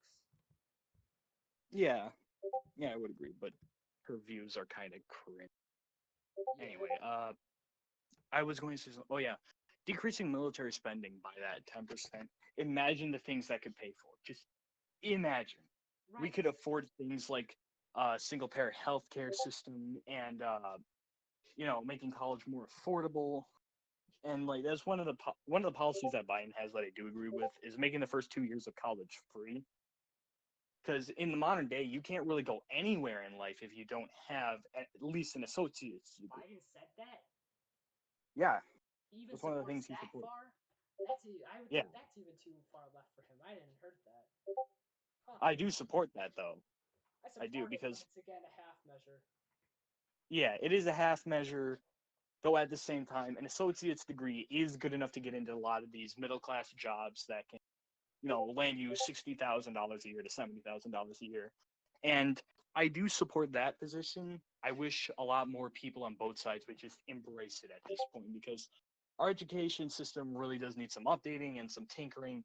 A lot of people in the modern day don't have the means to go to college anymore and stuff like that. Yeah, it's a big deal. Like, it's a step in the right direction. I think that public college should be free. Oh yeah, most definitely. But his position is only 2 years, but whatever. It's a step in the right direction. It's further left than I thought he'd go, so I guess that's a plus. And back to what I was saying about cutting military spending, not only can it pay for those two things, but it can pay for a lot more too, like improving our infrastructure with our public road systems, which America is consistently ranked D class when it comes to that. So it would be better to have some better roads. That money can also be used for social programs, helping with inner city schools, which for years have been horrible. But I'm pretty sure everyone knows that at this point. The one thing that I've heard a lot about, though, coming from the left, or at least moderately heard about, is the idea that they want the government to make contraceptives free. And I know it's off topic, but this is the most stupid argument I've ever heard. Literally don't care about going off topic as long as it's about politics. Yeah. It's fine. Yeah, contraceptives themselves are a couple of dollars, condoms and Plan B pills. I do not support government funding it. And this also kind of ties into the thing that I wanted to say earlier, but then I got sidetracked, about how if we want a Medicare for all system, we need to start listening to doctors. We need to start taking their advice more seriously, which is a problem we already have. And imagine how much worse the problem's going to get once we do implement a single-payer healthcare system. It only works when everyone follows the advice of doctors, or at least the grand majority. Otherwise, you're wasting money. Yeah. I think that the thing is with contraceptives, I don't think that they should be free as like a separate policy. I think that Medicare for all should just cover it. To be honest. Yeah, it should cover a lot, but I don't think covering condoms is one of the things that it should. It has to Like, do with it was healthcare. like, I mean, that might just be something where we disagree, but I think it should because it has to do with healthcare, right?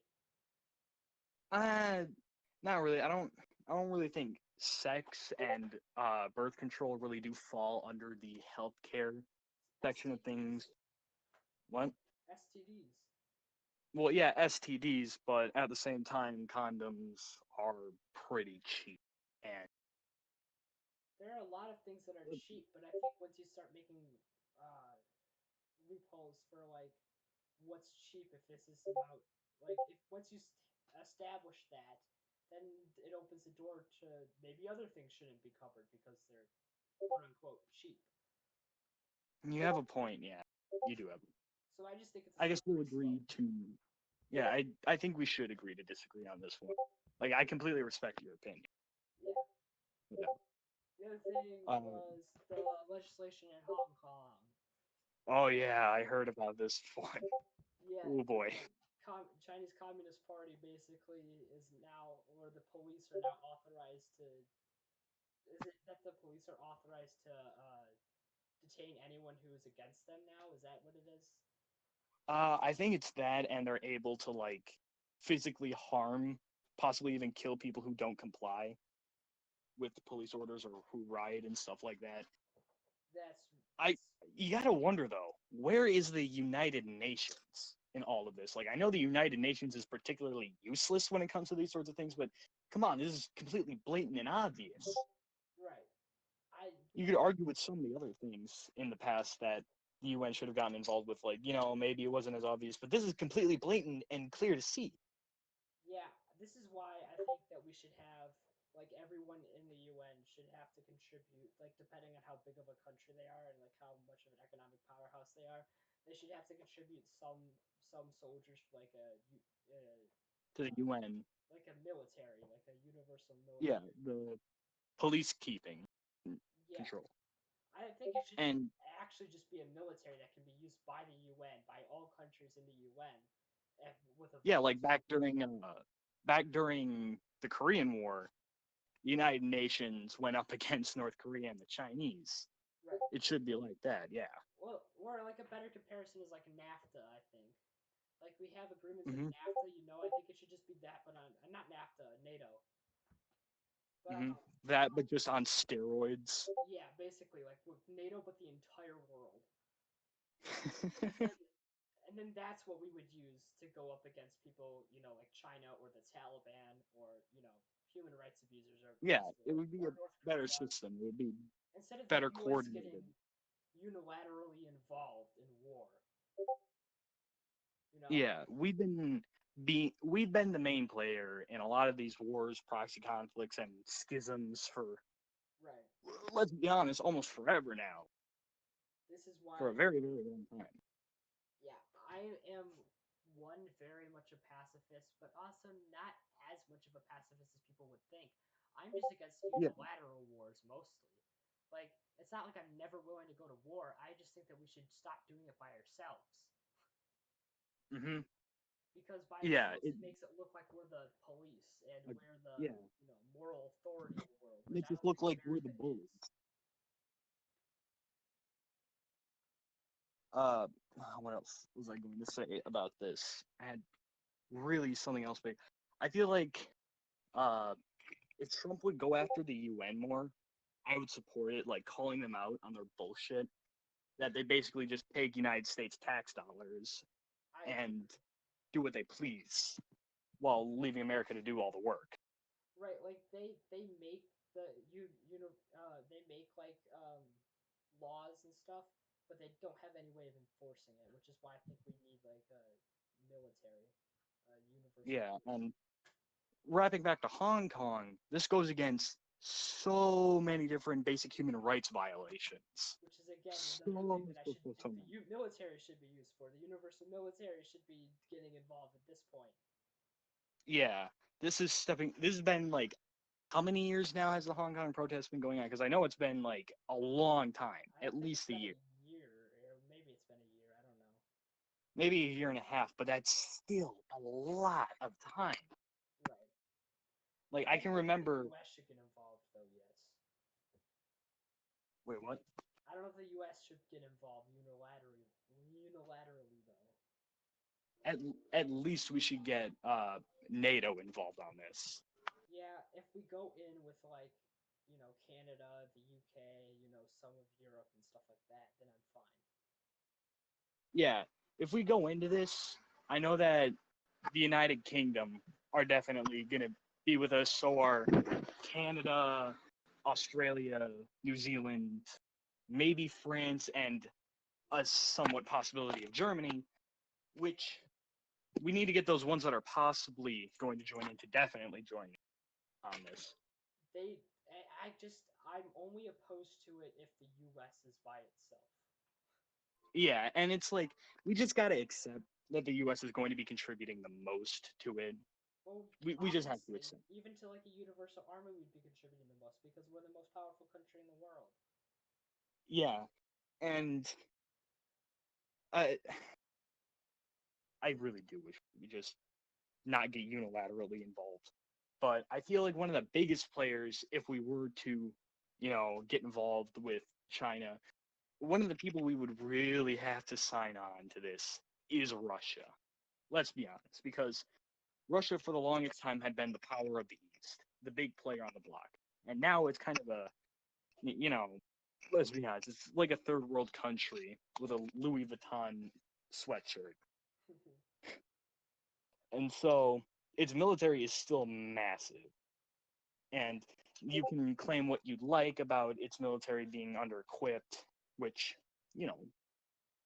that's Russia. That's Russia for you. But there is no doubt that it is very powerful, and I feel like Russia does have a lot to gain if it joins in with NATO and America on combating China and their human rights abuse. The only way to get Russia in this is we couldn't use a human rights argument because they don't give a crap about human rights. We'd have to convince them that it's financial something incentive in it for them.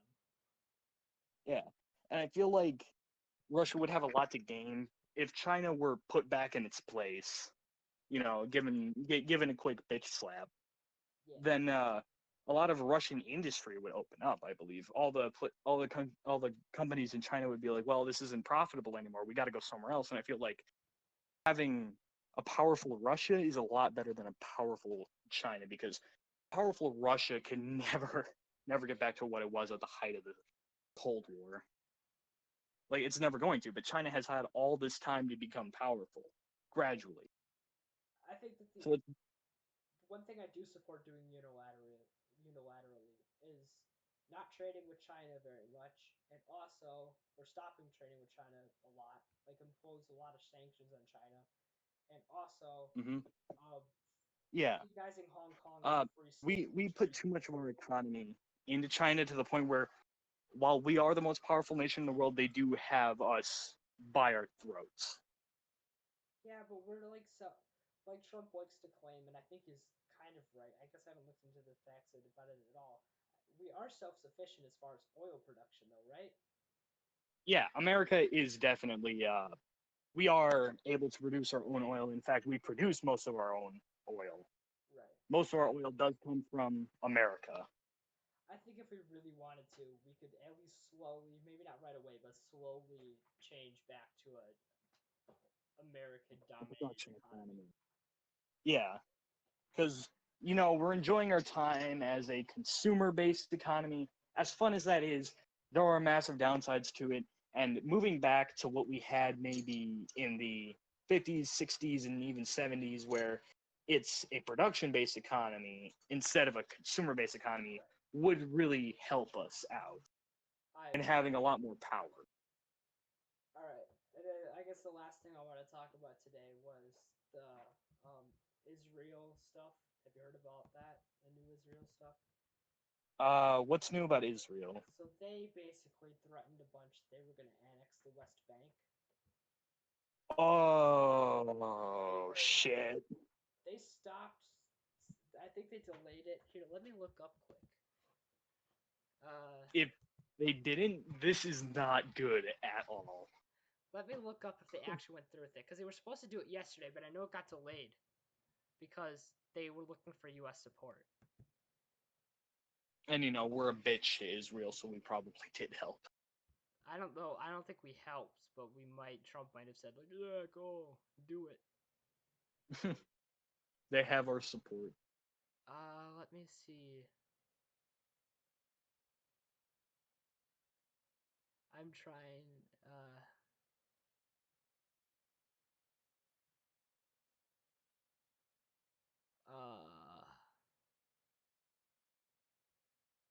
have they done, I'm trying to figure out if they've done it yet.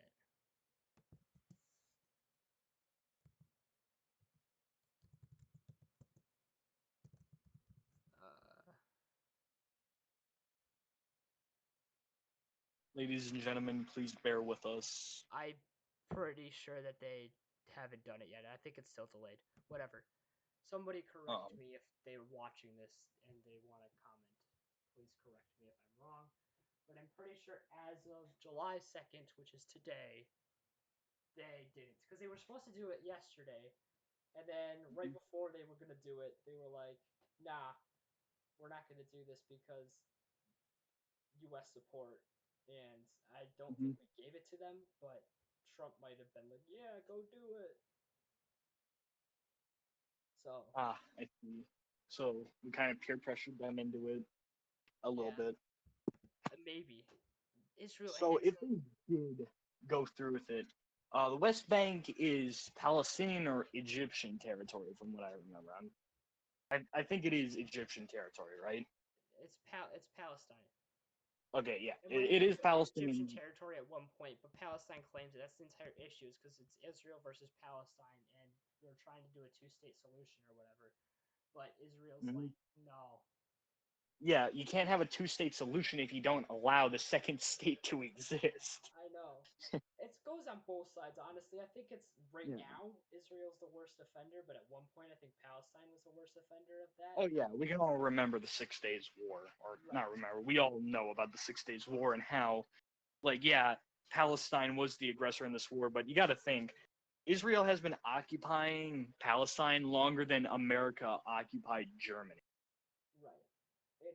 And at this point, you're only leading people who are Palestinians to hate you more and possibly join these groups like Hezbollah. Right. Well, where I blame Palestine is that they also rip up every single deal to a two-state solution that's ever been proposed ever. And Israel, from what I can remember, has agreed to every two-state solution that has ever been proposed ever.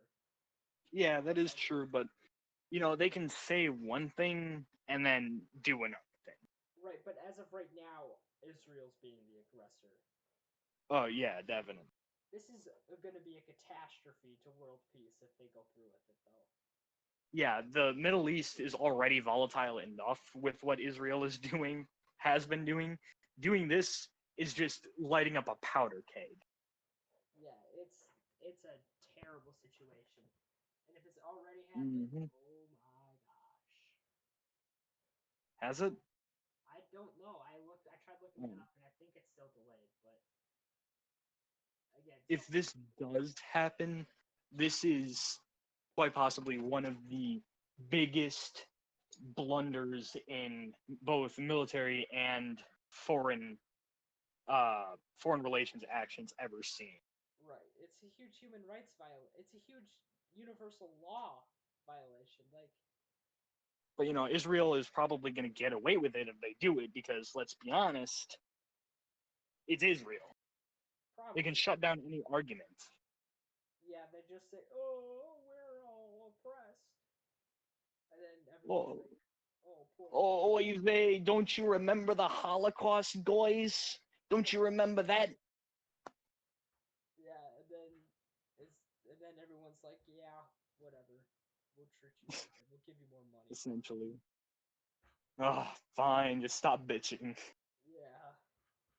Essentially, they get away with some of the biggest shit imaginable. It's like having a little sibling, right? Yeah. Israel is the little sibling of the world. It's bad. So, let's talk about some of the possible what's the word? Some of the possible things that could happen if this attack already went through. So, starting with Hezbollah attacks and Palestinian attacks. Those are definitely going to be on the rise. Oh boy, yeah, dude, it's gonna be bad for both Israel and Palestine, the citizens at least, because Yeah. the citizens, like, Israel obviously is invading Palestinian land, so their citizens are gonna not like that. But then also the Israeli citizens are gonna be attacked by terrorists more and more often. Yeah. It's And suffering then all around. what hurts Israel more is that Palestinian state is already allied with a bunch of other Arab nations that already don't like Israel simply because of the fact that it's a Jewish nation. And so doing this only really gives them more credence, Right. only gives them more credibility. It's pretty stupid. I don't know. It's a huge blunder if it's already happened. I don't know. And if it hasn't, there's like, oh, go ahead. I think it'll probably happen, although I'm starting to reconsider that because, again, they hesitated. I don't know why they hesitated. Maybe some people stop being dumb for a minute, Yeah. but like, how long is that gonna last? Right. All right. If we don't have anything more to talk about, that was probably the last thing on the list. So. Yeah.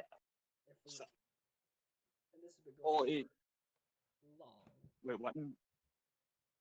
Yeah, this has been like over an hour, but it's been enjoyable. I must admit. I very much enjoyed it. Do you want to? Are you going to be like a permanent? What? You're cutting out. Oh, whoops. Am I good now? Am I good? Ben? Can you hear me? Anthony? Ben, you there? Bruh. For a moment. You're cutting out a whole lot.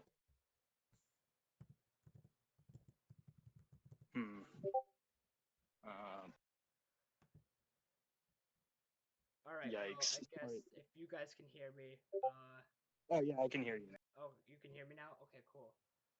Yeah. So yeah, this has been very enjoyable. Do you think you're gonna? I mean, Jordan's being kind of stupid, poopy butt right now about it. So do you want to do this again more? Yeah, I would. This has been a very enjoyable experience, very insightful, very, very fun, I will admit. Great. So then this could be a more regular thing since Jordan's kind of abandoned me. He doesn't want to do it unless we can do it in person. Yeah, I get it. And I can understand that. Yeah. But at the same time, we can't all do that. So